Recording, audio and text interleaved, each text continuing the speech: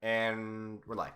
Hey guys, so it's Arman as always with Trayvon Kentrell Coker. We're doing our 18th episode of the Post Fight Podcast. Nothing to review from Saturday, so we're gonna preview the upcoming card between Overeem and Volkov. We're only gonna go through, we're gonna do the regular thing. We're gonna go through just a number of fights and skip others. Want to go top down or bottom up?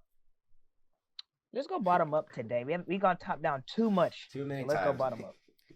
All right. Do you want to start with? I don't know too much about Yusuf Zalal and his opponent, or Molly McMahon. I don't know them. Okay, I'll talk about. Okay, so you said you knew about the. I want to talk about Julio Arce just for a quick little bit. Yeah, sure. Julio Arce is really good. But you say you know the guy he's fighting, the Timur guy. Yeah, Timur Valiev. Yeah. No, yeah, because I haven't seen him fight, and you said that he got beat his last fight.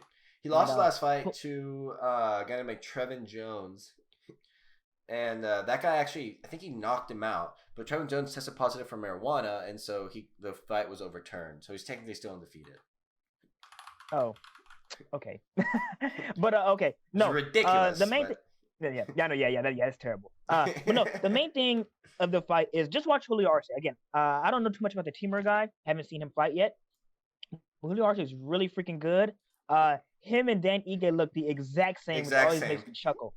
Then he makes me chuckle, and I believe he beat Danny Gay in their debuts in the UFC. Did he beat him in their debuts. And he's only lost to Shayman Moraes, who's a really good fighter, kind of underrated by split, and he lost to Hakeem Dawodu by split as well. And both of those are good fighters. Really, Moraes he's a really good guy. Who? I remember Shayman Moraes getting absolutely fucked up and ragdolled by Zabit Magomed-Sharipov. No, yeah, I mean, yeah, okay, no, sorry, I'm not really good. Like Shayman Moraes is a skilled fighter who can compete in certain areas. Sometimes he's on, sometimes he's off. Kind of like MJ, how we'll get into. Okay, sure. Yeah, Shayman's an on and off guy. But no, yeah. So Dan Ige is super good, you guys. If you guys don't know who Dan Ige is, he's freaking super awesome. And again, it's funny to me because he not Dan Ige. Yeah, Julio Arce. Yeah. But yeah. But him and Dan Ige are like the exact same person, man. And he beat Dan Ige in their debut. So, what do you think of Dan Ige? What do you think of Dan Ige? Huh? Just out of curiosity, what do you think of Dan Ige? I think Dan Ige is a solid top 10 guy. And that's about it. I don't think he has the athleticism or the power or the skills or just anything really that puts him over the top. To me, just another good guy, a good test. Like, are you good? Like, are you the guy? And if you can't get to if you can't get past Dan Ige, you're not anything special in the division. And I'm not trying to sound mean. That sounds mean, but it is like that sometimes. Because all of Dan Ige is like performances. Like, dang, like I'm looking at Dan Ige now and I'm like, is that Julio Arce? But no, like he's just a guy that can like give the best a hard time. A fight. Yeah, like a fight. But that's about it. You know what I mean? That's about it. I agree. So his opponent, Timur Valiev, he's from Dagestan. He was in this documentary I watched by BT Sport, I think. It was called like Dagestan, like Foundry of Land of the Warriors. He's really like a cool guy. He's like really polite and stuff like that. To my knowledge, from watching him fight in the UFC, he's actually more of like he prefers to strike but can grapple, like most of the people from there. There's some parallels between him and Umar Nurmagomedov, right? Makes kicks a lot, makes kind of a excessive use of question mark kicks and things like that, like whipping kicks that come up and around. Can grapple, can wrestle, is pretty good from the top. We rarely see him on the bottom, although he did get taken down at the end of round 1 against Trevin Jones. But yeah, he's like a decent striker out of the orthodox position. I don't think he's like super special. From there, let's look at his record really quickly. Timur Valiev. I'm at his Wikipedia page, and I don't see anything like crazy, good or bad necessarily. I guess he fought Chris Gutierrez twice, and he won one and lost one. It looks like bad himself. Well, it looked kind of like maybe because they got a split decision and then they instantly rematch. So maybe it was like a fucking bad decision, and then they were like, "No, we're making the game." I don't know, but he's kind of a lot of people who come out of that part of the world in like the Russian circuit, the quality of their often numerous wins is kind of questionable, right?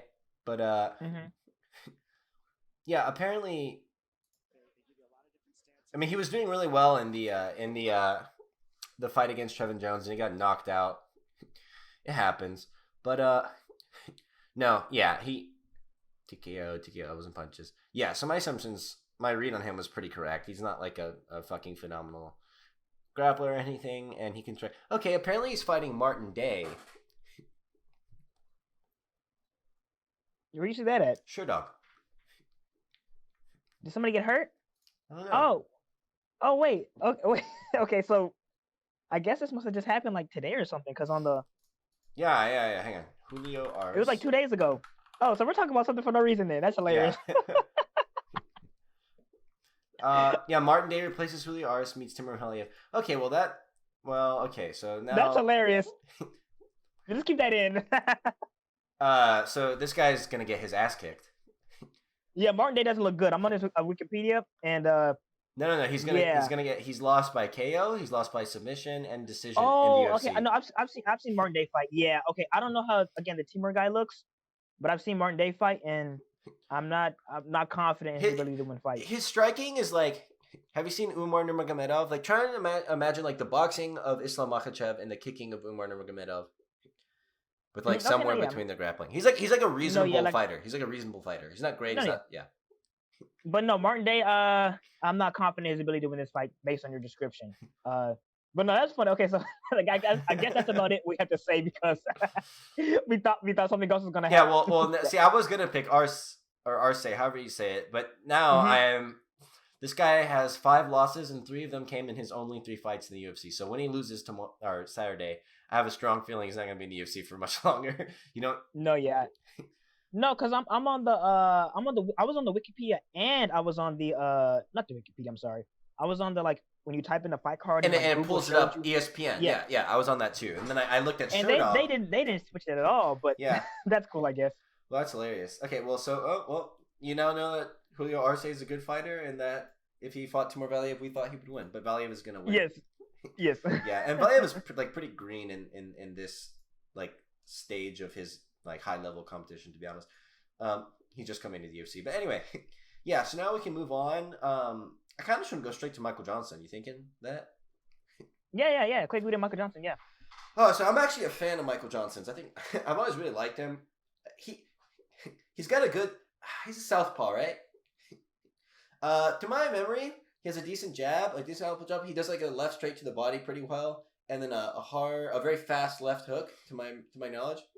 Right hook, but left hook and right hook. Michael Johnson can do kind of a little bit of everything as a exactly, striker. Yeah. He's kind of like Frankie Edgar in that way. Like him in his, not to say prime, but him at his best is a very, very, very good fighter. Like damn near title contender worthy, damn near. Like Michael Johnson at his best. But extraordinarily inconsistent. When his holes are like breached, enormously massive. Can't grapple. Doesn't like to grapple. It just Michael Johnson's a very, very, very weird fighter. Earlier in his career, he had a good takedown defense ratio. Like he can sprawl well. It's just like against the fence and places like that. Like in the modern takedown meta, he does not even come close to excelling at that. Right? Like if you watch him on The Ultimate Fighter, he was kind of built as a wrestler. And no, yeah, I mean, because he could just sprawl on those big guys because they're bad. Like no, but even like I say, at his best, like he's. Okay, just technically he's not the best grappler at all, just in general.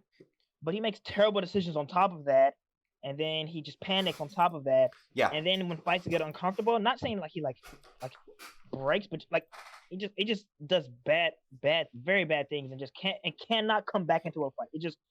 But Michael Johnson, when he's at his best, man, is dangerous. Like everybody knows, he has wins over. Like let me go over his wins. Tony Ferguson. He has wins over Tony Ferguson before it was cool. Dustin Poirier. He knocked out Dustin Poirier. He knocked out Gleison Tibau before that was cool. He beat the hell out of Melvin Gillard. His best performance by far, he smashed Edson Barboza. Knocked out Dustin Poirier. Beat Andre Fili, who's looking pretty solid. And then beat Artem Lobov. No, that's his last win, though, which is hilarious. His last win is Artem Lobov. And you know, in the fights he recently lost, he got knocked out by the really pale, vampire-looking white guy. Josh Emmett. And then he got choked out by Darren Elkins. And then he got like... No, Darren Elkins was way before that. Okay, so he got knocked out by Josh Emmett. Then Stevie Ray. Stevie Ray's a guy he honestly shouldn't have lost to. Stevie Ray's just a guy. What does he look like again? He's a solid guy. He just okay. He's just okay. You know what I mean? But think Stevie Ray beat him. This fucking guy beat him. This is the guy who got clobbered by Frank Camacho, right? No, go okay. I think Stevie Ray got knocked out by Paul Felder one time. Someone is versus. Yeah, Paul Felder damn near killed him. No, no, Stevie that's Ray not him. Stevie Ray, that's not him. Yeah, Stevie Ray's just a guy. You know what I mean? Like again, I'm not trying to be mean, but he's just a solid guy that's there, give you a tough fight. If you're an elite, you're gonna wash him. Like Michael Johnson shouldn't have lost that fight to him. But yeah, so he lost to Stevie Ray, and then he got submitted by Thiago Moises. In a fight, so my point that I was gonna say, I didn't actually watch the Stevie Ray fight. I'm very surprised actually now looking at this guy's record. Holy fuck! But it was KJ and Johnson. I'm thinking of some guy looks similar to him who lost to Frank Camacho, and Frank Camacho's lone UFC win. But and I'm friends with Camacho. I feel bad for saying that. No, like I'm friends with the man, talking down on him like that. Like friends with him in the way that a non-UFC fighter. Like I've actually had conversations with him, and like. No, I'm messaging you. I know. He's a really nice guy. He was like really nice. No, he was like fanboying over Beneil Dariush when he fought him. He's like, I'm such a huge fan. It's an honor. He was like, may the better man win. I was like, on Instagram back when I used Instagram, talking about that. I was like, yeah, I love you both. Whoever wins is gonna be like, I was super happy about it. And my God, Beneil Dariush just washed him. I mean, he just made him look like he didn't belong in there. But, yeah, Michael Johnson and I with the exception of the Stevie Ray fight because I haven't seen it, but against what's his name? The guy who pulled guard and or got on a single leg and then used the guy he just fought, Thiago Moises. Moises, yeah. Against him, against Josh Emmett, he's winning these fights, and then he shits his pants at the end and gets even like this was like less. It was more just the attributive way in which the fight kind of played out. But he was winning against Justin Gaethje. He almost finished him twice in that fight. He put him on the stanky leg, man.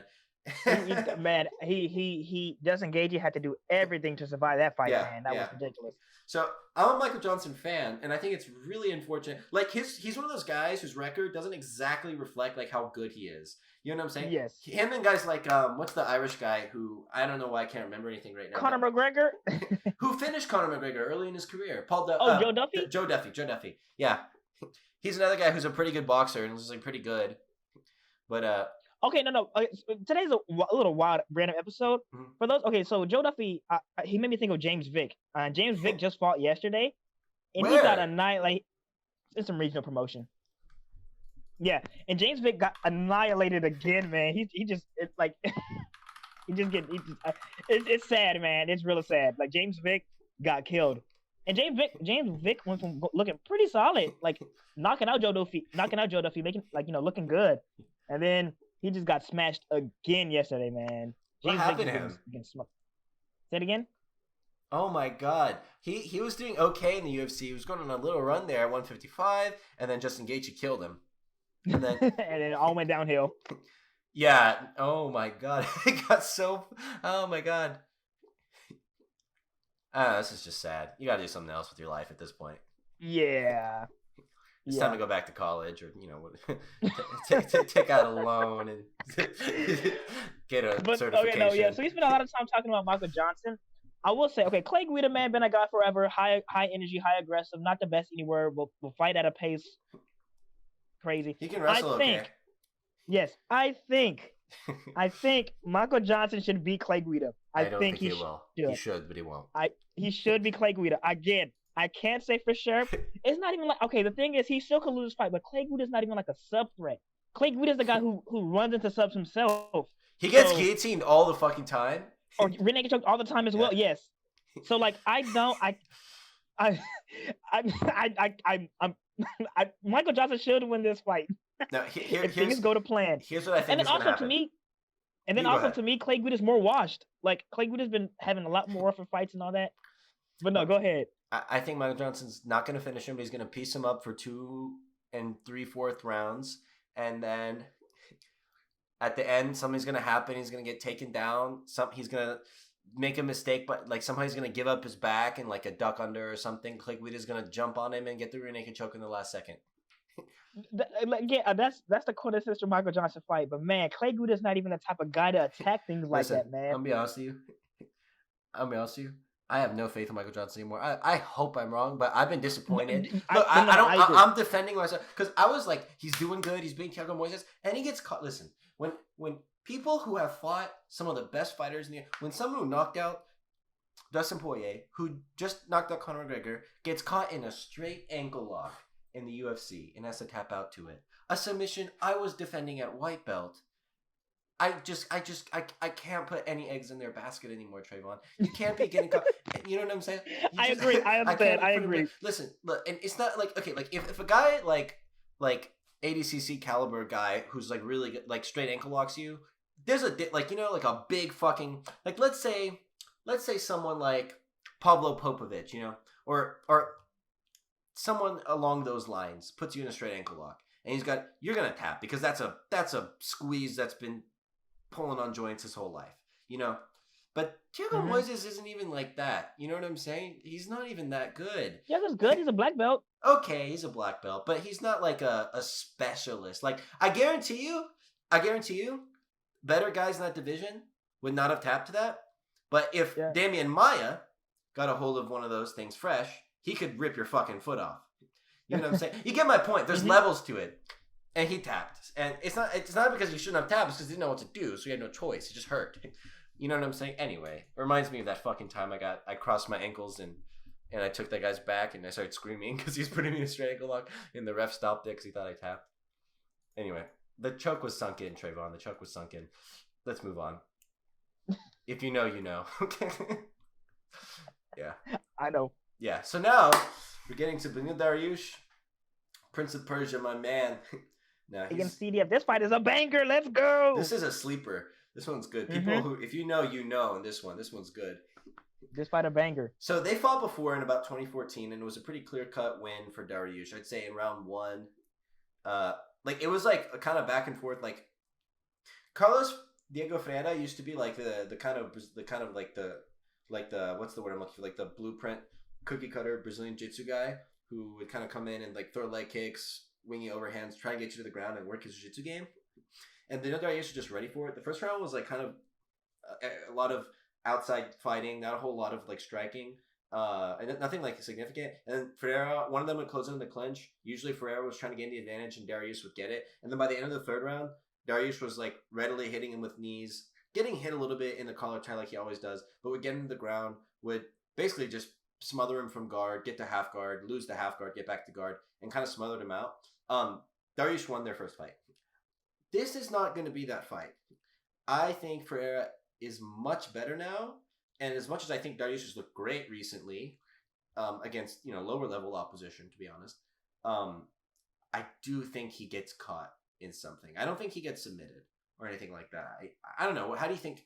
I think he loses. I'm picking okay, this fight again is very good, man. Because there's a few ways it can kind of go. I do think, man. I mean, obviously it's a much different fight, but Carlos Diego Ferreira could pressure Dariush into positions and create grappling exchanges that are into his favor. But so can Dariush. Yeah. But I also don't trust Dariush's durability too much when it comes to like even exchanges. And again, like I think I can see the knockout happening. I'm kind of having trouble picking this fight. Yeah. I'm leaning towards Carlos myself, though. I am leaning towards Carlos, I will say. Mm-hmm.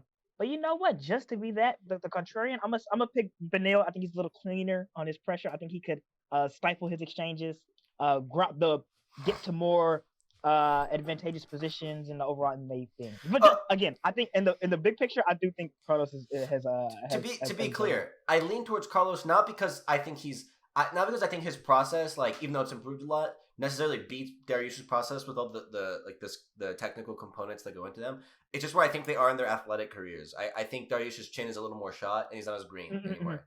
Mm-hmm. I think he's slower. I think he was always kind of hittable, but I think he's like more hittable now and can't take as much punishment. Now I hope I'm wrong, but I would say like if you get two fresh bodies and you give everything from Dariush to one, and then the same with Carlos the other. I think Dariush still wins in that situation where they're even athletically. But this isn't a prime Dariush, and this is the best we've ever seen Ferreira. So we'll see. If Dariush wins, I'm gonna be celebrating. I'm gonna be happy. I love my fucking. I like both, so either or is fine. And this is a fight where I like both. And if either of them lose, I'm not gonna be sad. But if either of them win, I'm not gonna be sad either. So, man, I like Carlos, but to be honest, man, this guy's. Oh no, Dariush is the boy, man. This guy's from Iran. You understand? This is my Persian people, dude. I can't root against. If my dad found out I would pick the fucking Brazilian guy over the Persian guy, it would revoke all of his genetics from my fucking blood. Anyway, let's move forward. So Cody Stamann versus Andre Ewell. Man, people sleep on Andre Ewell, dude. He's pretty good. Yeah, Ewell's not bad, man. I just don't think he can grapple that well. I don't know if he's super freaking enormous for 135, man. I hear his hand. No, that's the other guy. That's the other guy. Yeah. But he's really big for 135 in general. He's super long, really a southpaw, does good southpaw things. But Cody Stamann I think Cody Stamann is just a good top 10 guy that just he can force exchanges out of Ewell and win the fight. I think he's gonna grind him out. Good. I think he's gonna grind him out, wrestle him, do a lot of things. Yeah. But no, Ewell's good, man. Like, if this is the type of weird fight where Ewell can pick up a sneaky victory, and I wouldn't be surprised. I'm not banking on that. I'm not assuming that. Same. But yes, I have Cody Stamann in this one. Cody's just a really good all-around fighter. Can strike with Ewell where most guys kind of can't, even though Cody's really small. But no, this fight's good. Like another kind of sleeper good fight. This is gonna be a really good fight because it's a bantamweight fight. It has to be good. Yeah, I agree with you. I'm gonna go with the same prediction. Cody Stamann had a fight at 145 recently, right after his dad had died in UFC Vegas, something in the beginning of the pandemic, where he looked really good there. The way I see his fight going is that Cody Stamann does get touched sometimes by something sneaky from Ewell, but I do think he's just gonna outwork him. I think he's gonna have a higher pace and pressure, and he's gonna mix it up really well as well. I see him landing on the feet, going to takedowns. I see him just kind of putting on like a comprehensive 3-round decision over Andre Ewell. Pretty much on that. Okay. Yeah. So now we'll go on to. You want to just get straight into the co-main? Okay, we'll get to that. Alessandro Pantoja and Manuel Cape. That fight, another good fight, super underrated fight. Both these guys are good. This fight's fire. All right, I didn't know. I don't know about them, so I don't. Manuel Cape is a really good guy. He fought Horiguchi. I believe he lost to him, but it's freaking Horiguchi, okay. Man. That boy different. Horiguchi's good, man. And Pantoja, you watch Pantoja. Pantoja's really good. He got destroyed by Figueiredo, but somehow didn't get knocked out. It's crazy. Because I've heard the name before. I just don't know who. Anyway, flyweight Pantoja. I know Figueiredo. Pantoja? No, Pantoja's a good guy, man. Pantoja's good, and Manuel Cape is good. Another underrated good fight. This fight's gonna be good. But yeah, so let's skip to the co-main now. Ooh, Sandhagen and Frankie Edgar. So I'm just gonna open with my pick. I'm gonna have to say, as much as less so now because of his anti-vax brain damage bullshit. Same. But nonetheless, I've always been a big fan of Frank Edgar. He's one of those guys, man, that's just pretty good everywhere, and there's something he can do to negate from something you're doing. He's always been a good grappler. He's been a good takedown artist. He has decent striking. His footwork's pretty good. His pace and chin have always been extremely, they've been insane. He's like someone who's like an 8 or between a 7 to 8 of 10 in most areas of fighting. And so I like him. However, I am going to give this one to Sandhagen. Me too. Me too. I think Sandhagen can draw entries on Frankie, counter his entries, press him back, hurt him. Sandhagen cannot wrestle. I don't know if he can wrestle, man. So that could be a very big problem for him. Very, very big problem for him. It depends on the type of takedown threat you're fighting against, though. Aljamain Sterling was able to work himself into a clinch immediately and then press it against the fence, where then I believe he jumped out. Right, Edgar's more of a reactive takedown guy. You know what I'm saying? He can still pressure against the fence and do all kind of things. And even the reactive, I think, is even worse because Marlon Moraes got on his hips at the very end of the first round. When they were fighting, Marlon Moraes was getting pieced up. Oh, okay. Pause. I don't remember that happening. So what happened afterward? Was it too late? Was it saved by the bell type of thing? Yeah, too late for anything. Okay. The round basically ended. And I think he's a guy that has the mindset of riding with takedowns and pulling guard and doing things off of that. Because Santel took him down multiple times. Well, I'm gonna say multiple times. I can't remember, but I know he took him down. I know they scrambled a lot. Yeah. Sandhagen was okay with grappling. Sandhagen is a willing grappler and a good grappler, but I don't think it's very good if Frank Edgar's on top of him for any like big period of time. But again, I don't think that's gonna matter too much. I think that like Frankie's just gonna kind of like walk into big shots, get pressed, maybe take him down once or twice, but nothing consistent. And I don't think his chin and all that can hold up for this one. I want Frankie to win, kind of though, to be honest with you, because again, like man, he was my first favorite fighter. So yeah, I felt really bad for Sanhagen after the embarrassing instant loss to the Insta L, as I call it, against Aljo. Yeah, but then he came back and looked really good against Moraes, who then hasn't looked really. I think he's like on a 4 fights. No, he didn't lose. He didn't lose to Aldo. We're gonna call it a 4 fight skid anyway. But he's got really good footwork. His feints are really excellent. Mm-hmm. As a striker and control of distance type of guy, and like in striking exchanges, he's really good. So he's really good. Like the thing is too, like if Frankie, I don't even think Frankie's like necessarily the type of guy to punish Sanhagen on his like vulnerabilities. If he like Frankie's not the type of guy to like press you back and throw at you, which is where that would kind of be the way how Sanhagen would like lose the striking exchanges. Mm-hmm. But Frankie kind of like an in and out guy, and I think Sanhagen's kind of like the better, longer in and out guy. And I just don't confident. I'm not really confident in Frankie to win this fight unless he gets some grappling going immediately in the beginning and gives damage, which he can do. But sure, I don't think he will be able to like dictate any striking exchanges, in my opinion. I agree. Oh, and to comment really quickly, Macy Kiyosan. I don't have anything technically to say about her because she's honestly not that good, but I just like her. She's nice. I mean, out of the Ultimate Fighter, I enjoyed her presence. And yeah, that's the only thing I want to say. Now we can get on to the main event. By the way, the co-main should have been the main event for this one. Yes. But it should be flipped.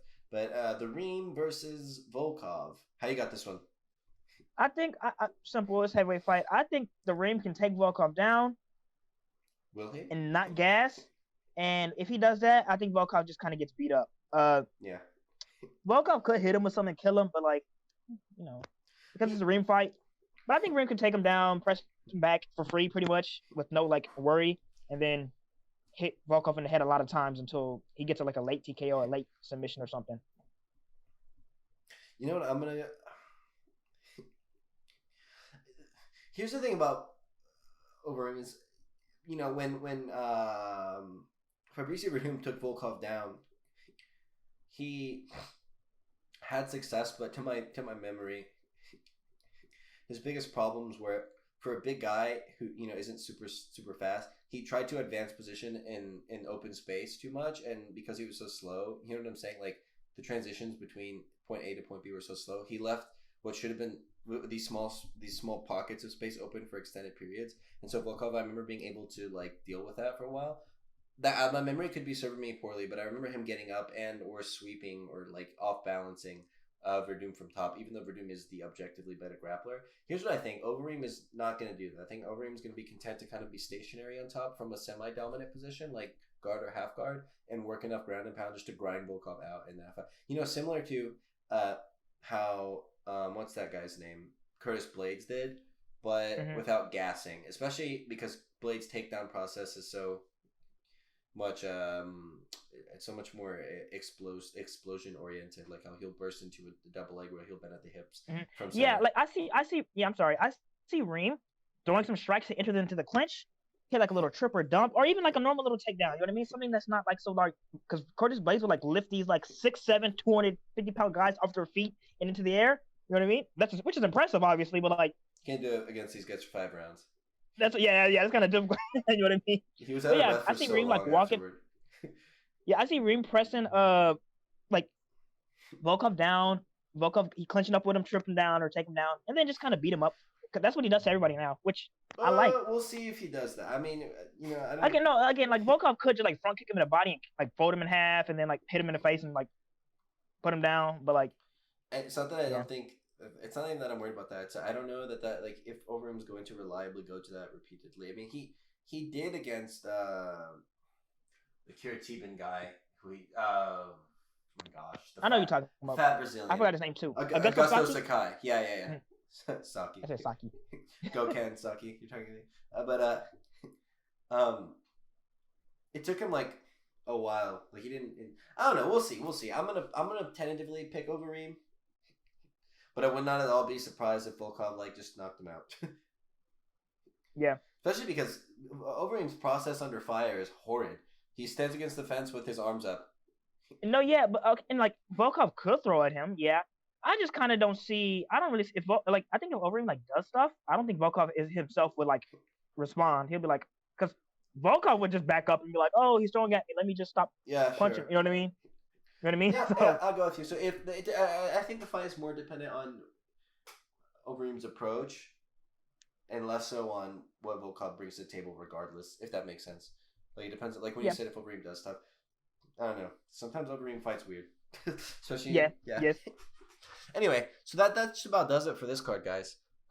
Short one this week. It's a sleeper card that you guys should watch it. It's I hope you guys enjoy it. It's gonna be great. I'm really excited for a number of these fights actually. So and yeah. then next we have freaking like 17 freaking. Oh wait, no, we don't. No, okay, no, not 258 isn't. Yeah, 258 isn't the good one. I thought it was the other one. It's okay. We can. Oh no, it isn't. Yeah. Never mind. This one, no one should pay for this.